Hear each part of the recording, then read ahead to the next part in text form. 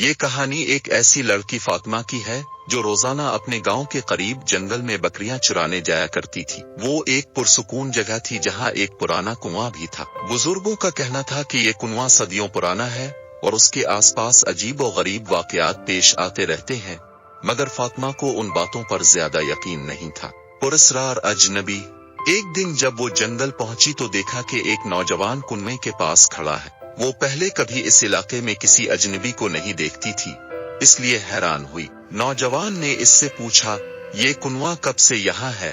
فاطمہ نے ڈرتے ہوئے جواب دیا، پتہ نہیں، ہمیشہ سے یہی سنا ہے کہ یہ بہت پرانا ہے، مگر آپ کون ہیں؟ یہاں کیا کر رہے ہیں؟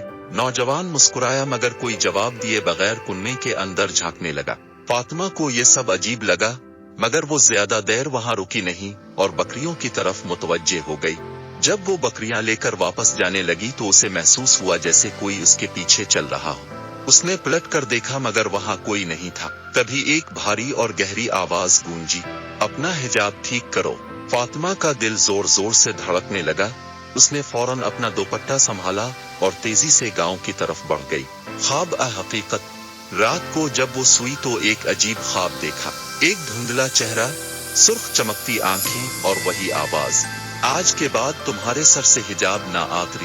ڈر کے مارے اس کی آنکھ کھل گئی۔ اس نے محسوس کیا کہ کمرے میں ہلکی سی خوشبو پھیلی ہوئی تھی۔ جب اس نے اپنی ماں سے پوچھا کہ یہ خوشبو کیسی ہے تو ماں نے حیرت سے کہا، مجھے تو کچھ محسوس نہیں ہو رہا۔ پراسرار نوجوان کی واپسی۔ اگلے دن جب وہ جنگل پہنچی تو وہاں کا ماحول بدلا سا تھا۔ کنویں کے قریب غیر معمولی خاموشی تھی، جیسے وہاں کوئی بھی نہ ہو۔ مگر جو ہی وہ بکریاں چرانے میں مصروف ہوئی، اچانک وہی نوجوان اس کے سامنے آ کھڑا ہوا۔ کیا مجھے پانی مل سکتا ہے؟ نوجوان نے مسکرا کر پوچھا۔ فاطمہ نے حیرت سے اسے دیکھا۔ کل شام تو میں نے تمہیں یہاں نہیں دیکھا تھا، پھر تم آئے کب؟ اس نے جلدی سے اپنی پانی کی مشک نوجوان کی طرف بڑھا دی۔ نوجوان نے پانی پیا اور نرمی سے کہا، ہر بات پر پریشان مت ہو جایا کرو، اور جہاں تمہاری ماں تمہاری شادی طے کر رہی ہے وہیں شادی کر لینا، تمہارے لیے بہتر ہوگا۔ یہ سن کر فاطمہ کے رونگٹے کھڑے ہو گئے۔ اسے حیرانی ہوئی کہ اسے کیسے معلوم ہوا کہ آج اس کے رشتے کے لیے لوگ آ رہے ہیں، مگر جب اس نے دوبارہ نوجوان کی طرف دیکھا تو وہ غائب ہو چکا تھا۔ خاندان کی حیرانی اور فاطمہ کا خوف۔ جب وہ گھر پہنچی تو دیکھا کہ اس کی ماں مہمانوں کو بٹھا چکی تھی۔ جیسے ہی وہ اندر داخل ہوئی، ایک عورت نے کہا، بہت خوبصورت ہے۔ پھر وہ ایک نوجوان کی طرف دیکھ کر بولی، جنی، کیسی لگی فاطمہ؟ فاطمہ کا دماغ سن ہو گیا۔ یہ وہی نوجوان تھا جو کنویں کے پاس کھڑا تھا۔ اس کے منہ سے بے اختیار نکلا، یہ تو وہی لڑکا ہے۔ سارا کمرہ حیرت میں ڈوب گیا، مگر جنی بس مسکرا دیا۔ فاطمہ کے کانوں میں وہی الفاظ گونجنے لگے، جنی، جنی، جنی، جنی۔ حقیقت آشکار۔ رات کو تہجد کے وقت جب وہ دعا کے لیے اٹھی تو اسے محسوس ہوا کہ جیسے کوئی اور بھی اس کے ساتھ عبادت کر رہا ہو۔ جب وہ قرآن کی آیات پڑھ رہی تھی تو کوئی اور بھی وہی الفاظ دہرا رہا تھا۔ خوف سے اس کی حالت غیر ہو گئی، مگر اس نے اپنی نماز مکمل کی۔ جیسے ہی دعا کے لیے ہاتھ اٹھائے، ایک سرگوشی سنائی دی، اپنی دعا لمبی کر لو اور اپنے لیے بہتری مانگو، تمہیں وہی ملے گا جو تم چاہو گی۔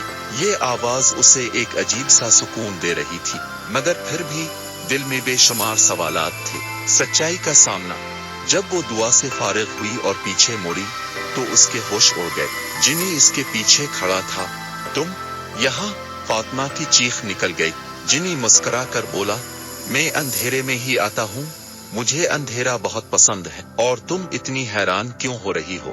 تمہیں تو اب ہمیشہ کے لیے میرے پاس آنا ہے۔ فاطمہ کے رونگٹے کھڑے ہو گئے۔ اس نے کانپتی آواز میں کہا، مجھے تم سے خوف محسوس ہو رہا ہے، تم یہاں کیسے آئے؟ دروازہ تو باہر سے بند تھا۔ جنی ہلکا سا ہنسا، جنوں کو دروازے کھولنے کی ضرورت نہیں ہوتی۔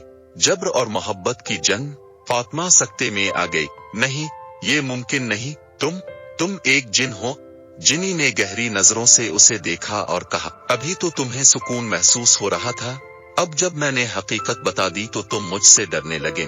خوف مت کھاؤ، میں تمہیں نقصان پہنچانے نہیں آیا، بلکہ حقیقت تو یہ ہے کہ میں تم سے محبت کرتا ہوں۔ فاطمہ کے سانسیں تیز ہونے لگیں۔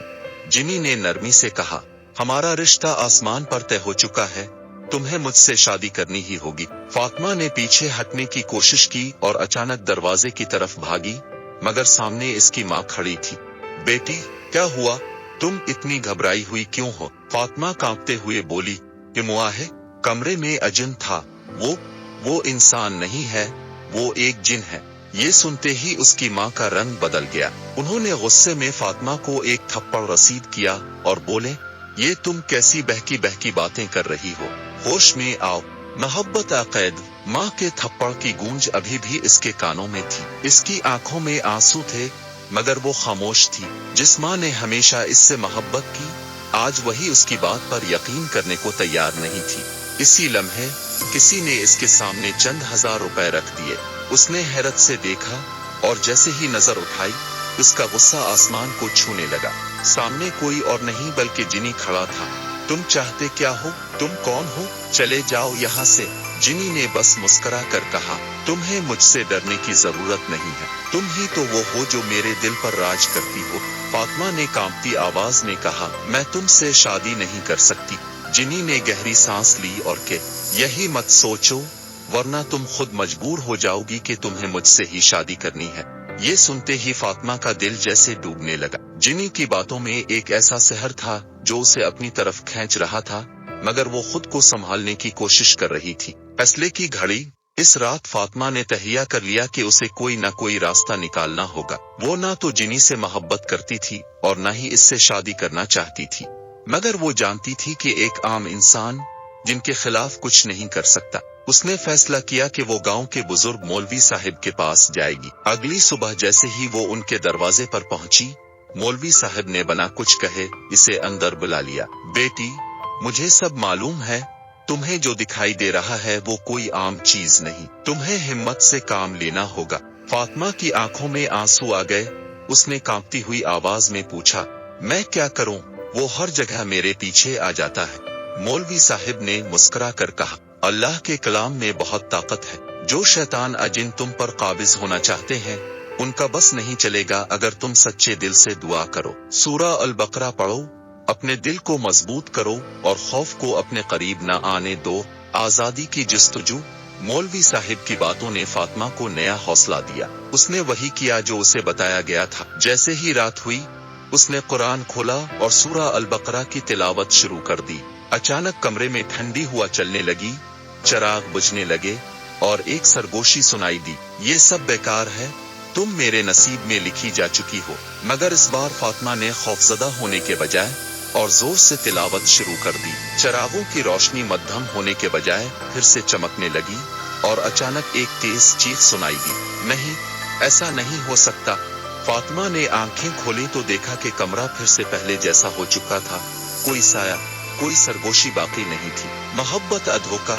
अगली सुबह जब वो गांव की गलियों से गुजर रही थी, तो उसे एहसास हुआ कि जैसे सब कुछ पहले जैसा हो चुका है। मगर एक चीज बदली हुई थी। जिनी कहीं भी नहीं था, न कुनमे के पास, न ख्वाब में, न हकीकत में।